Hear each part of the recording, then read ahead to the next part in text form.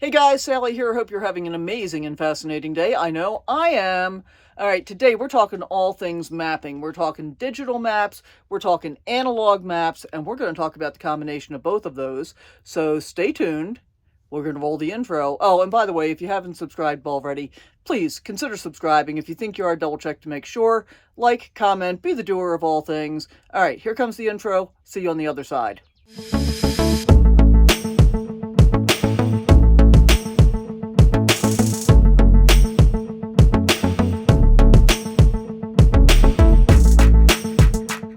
I've showed you mapping programs previously and done a walkthrough with rvlife Pro, which is great if your primary focus is on finding RV parks and campgrounds and stuff like that. For me, on a big trip like the one I'm about to show you, my primary focus is often uh, overnight parking spots, boondocking, that kind of thing. Free stuff. Free stuff. It's one of my favorite things. So, what I've done here with road trippers is I've started out with big rocks in my map. It thinks I'm around Albuquerque right now, and I'm leaving it there because I don't really want you to know exactly where I am at this moment. But my first stop is going to be in Hilton Head, South Carolina. I want to go visit my brother that I haven't, and his wife that I haven't seen for a few years. And then I'm hoping to go all the way down to Key West. And then I'm going to work my way back across to the west so that I get into Yuma mid-February-ish so that I can go to the dentist in Mexico. I need to be in Las Vegas by like the 25th of March so I can renew my driver's license. And then I want to go up north for the late spring and summer. So I'll spend some time in Nevada.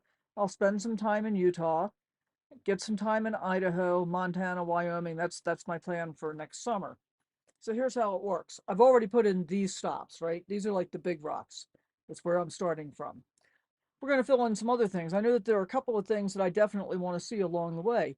And one of them, so this is how you can do this in Road Trippers. One of the ways you can do it is I know I want to go to the Padre Island National Seashore. And I'm going to click right there and choose Add to Trip. And then it says Added to Trip.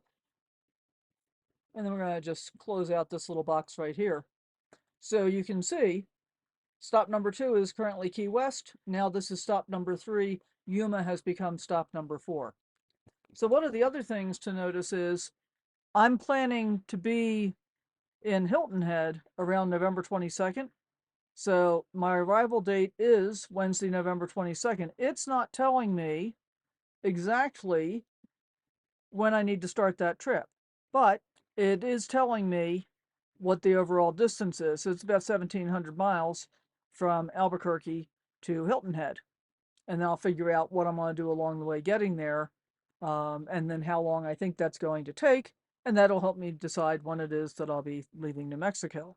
Then the next thing you can see is that here, from November 23rd until December 17th, it says I don't have anything to do because I plan to be in Key West around December 18th. So obviously, that's going to end up being travel time to fill in this gap over here, which I'm not even looking at yet. But let's look at some of the things about how to be able to find places to stay. So for example, I'm going to zoom in a little bit. And then as you zoom in, you can see more things like Cadillac Ranch. Been there before. Billy the Kid Museum. Didn't actually go to the museum, but I went to a lot of other stuff around Fort Sumner. That was really cool. So some of the really cool things here, places to camp. So it shows you a number of different places to camp right off the bat, and it populates them um, in the route for you. So you're within a certain distance from your actual route line. I think I've got mine set to either 10 or I think it's 20 miles either side of my actual route to be able to find things. So for example, this is a New Mexico State Park. I've got the New Mexico State Park Pass. That might be one of my first stops since I've already paid for it. But here's a really cool thing. We're going to filter. So like just say you wanted to just find KOAs, you can click that and find KOAs, or you just want RV parks or RV resorts or tent campgrounds, whatever it is that you're looking for. But this is the thing that I really love, and this is a feature that has come over from Campendium. So I'm going to take this all the way down to free. And then it says view 123 places. So along this route, there are 123 free places. So let's just zoom in a little bit. And as we do that, everything else reloads. And generally, when I'm in travel mode like that, I want to stay pretty close to my main route so that I don't have to spend a whole lot of time driving around to get to where I want to go. So we're going to just choose Forest Road 542 here. And I'm going to take a quick look to see what it says. Looks pretty. Now there's only one review for this campsite, but the first thing I can see is that it's got AT&T coverage, it's got T-Mobile coverage, and I have T-Mobile and Verizon, so I'm probably fine there. It gets a 1 for access, which means it may not be suitable for my RV, but a 5 for everything else. Let's see what it says. I made it to Site 3, but I'm not sure it was worth the risk. Granted, I'm pulling a 30-foot trailer. Okay, so I would have to look at that really, really closely to decide whether or not it's something that would be appropriate for me. But for purposes of this demonstration, I'm going to choose Add to Trip and see it put it right in right after Albuquerque because it knows that's the next thing that's supposed to happen. Now, you can also look for other things besides places to camp. And this again is one of my favorites. So we're going to close places to camp. And then we're going to go to overnight RV parking. So this is Road Trippers Pro that I'm using. And it includes all of the features that were separate previously. So Campendium Pro, overnight parking, that's all in here. So I don't have to go looking at a whole bunch of different apps to get all the same stuff. So for overnight parking, we've got Klein's Corners, which gets a 3.0. And it's funny, we drove by there a couple of days ago on our way to where we are now, and it looked completely different than the last time that I was by there. So we're going to view all 41 places. We're going to go to Klein's Corners, and it brings it up to show you what the information is about it. So these are places that are appropriate for, they may be appropriate for trucks, they're appropriate for RVs. And this overnight parking app, I think, started originally for truckers and then started getting information from RVers. Reviews will tell you certain things about it, whether or not people thought it was safe or not, all those kinds of things. And then it'll show you here nearby RV services so that you can find other things that are close by. So I think it's really cool. You can also, not only for places to camp, but you can also look, for example, for things to do. So the camera points out sites and attractions. The mountain icon is the great outdoors. And we got dining and hotels, which I don't care about. Activities and experiences. This is often one of my favorite things to look at. And again, we've got filters available. Quiet, please. Okay, so we've got rating filters. You don't get a price filter here, which I think is unfortunate, but if there was, I would definitely get one. But see, casinos are located here as well, and that's also a good choice when you're looking for places to overnight park. So if I select casinos instead of view 200 plus places, going to go down to 18 places. I like parking at casinos, frankly. It's, generally they're easy to get in and out of and so forth. So that's all good. Okay, so we've talked about the digital map aspect of this and the way that I typically plan my route, but I've been talking with my friend Barb here, and she had some great ideas about how to use analog maps that I think is really effective, and as a result, spoiler alert, I'm planning to do a combination of both. So, Barb, let's talk about how you do this. Okay. First of all, the way I started was I used to be totally internet until I got to an area where I had no cell service and I didn't realize that my SIM card was also corrupted, so I had absolutely no phone whatsoever. I had traveled to Wyoming, and because I had no cell service, nothing, I thought, okay, Google got me here, but it's not going to get me back. I wonder if gas stations still sell maps. Well, they do, and the map they happened to sell was a benchmark map, paper map like this.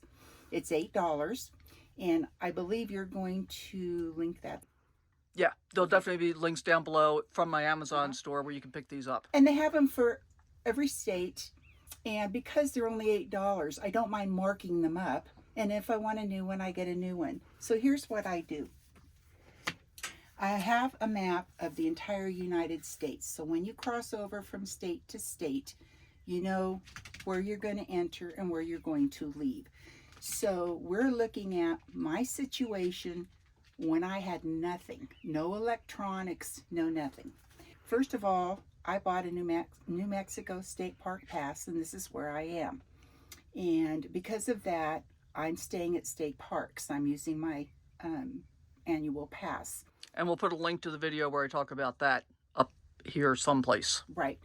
Other than that, I do dispersed camping or also boondocking. My go-tos are these three books: the Bureau of Land Management Camping, the National Forest Camping, and the Corps of Engineers Camping. These two are my first choices. They're free and reservation free. This one, there's usually a fee and a reservation required. But with Corps of Engineers camps, if you have any of the interagency pass, America the Beautiful, access passes, all of that kind of stuff, then it's half price at Corps of Engineers too. So not that expensive. I like Corps of Engineers a lot, especially when I'm looking for a couple of days of just hanging out without traveling and being able to relax and still have hookups to kind of replenish things Right, that way. and they're usually around water. Yes. So you're going to have really nice lake views and things. Okay. Speaking of water, one of the things that I've really been enjoying about New Mexico is how many of the state parks so far have been around water. Yes. I think that's been absolutely awesome. The first thing I do on this map is I want to get my... Kit. Kit's fine. You're the star of the show. I know you are the star of the show. Your coffee just so I don't knock it over. And see, not only do I get to come do this kind of stuff, but I get coffee too. How much better is that? So this is the map of New Mexico. And the first thing I do is I mark all the rest areas. I do have an app called Rest Stops, but we're pretending like there's no phone, you have no electronics. This tells me if I'm tired of driving, I can find a place to land. And most of the time, if I'm using a rest stop, the drive between point A and point B is longer than I want to do. I just need a touch and go place. Okay, so now I'm going to do New Mexico. When I go to a state, I assume I won't go back. Therefore, I want to see everything I can see at that while I am there. If you look on this state map, you will see all those little tick marks. Those are places that are attractions or of interest that I want to make sure I see. I don't care where on the map it is. All I'm doing is marking what I want to see. And as I'm traveling down the road, if I see an interesting historical marker, I'll stop there. This is my bucket list for New Mexico. Okay, I will go back, and on here it will tell you where it's located. So I've got Aztec ruins, which I want to see, and it's located in A3. I turn my map over. I go up to A, and I go up to 3. There it is right there. This is where you'll see everything that I want to see. What the yellow is it's the state parks, because I have that state park pass. I highlighted in yellow the nearest state park to the attractions I want to see. If I didn't have the state park, I wouldn't have that on here. So I go through everything I want to see and I circle it on this map. Once I've done that, I'm looking for route. What is the most fuel efficient route that will allow me to see what I want to see without too much backtracking? And that's going to depend on where you want to start. In my case, I started in Las Cruces. So I hit the state parks, and by knowing which state parks and what my route is, I can now make reservations for that state park. After I do that, and I've gone all the way around, I will end up here in Gallup. So I started in Las Cruces, right down here. And then you can see all the things that I kind of looked through and went to. So basically you're making a big loop of the state. Yes. And coming out on the northern end. So you started on I-10, I-8? Yes, because I started at Deming and then went to Las Cruces. And you're going out on I-40. Right. When you leave. Right. And then that will take me back to the state that I need to have. So basically, that's all there is. Now, there are things on here besides rest areas and stuff like that. You're at point A, you want to go to point B, but you don't know how long it's going to take. Google Maps will usually tell you how many miles and it'll tell you what time you're expected to arrive there. Which, of course, is car time, not RV time. Exactly. There is a way, though, if you don't have that, to find out. On this map, and I'm sure on other maps too, there are red tick marks. And it says if you start at this red tick mark and you go to the next one, there will be a number in red, 23. That's 23 miles. So what you can do is, if you want to know how long is it going to take, you add up tick mark to tick mark to tick mark. Now you got the total miles. You know how fast you're going to drive. That will give you an idea of how many hours you're going to be on the road. Mm-hmm. So these maps have a lot of information in one place that will allow you to plan a nice trip, or if you get yourself in a bind where you have no electronics, it's not a problem. You just go to a gas station, pull out a map, and you have it. Or if you're going to go to a state, you can pull out the map, purchase the map, and then you'll have it as a backup. Yeah, I think that's absolutely a great idea, and I think having the full state map to be able to start your planning from is really awesome, because you get the overview of the entire state, and it makes it easier to say, oh, I want to go from here to here. When you're looking at Google Maps, for example, what I find is you get a very small picture that you can actually see. I mean, you may be able to see your whole route, and your whole route may be 500 miles long, for example, and you can see that blue line on Google Maps, but you don't really see what's along that line at all. All you see is the line. So I think this makes it much easier to be able to do that. Thank you so much for sharing your thoughts with us. I really appreciate that. Thank you for having me on your show.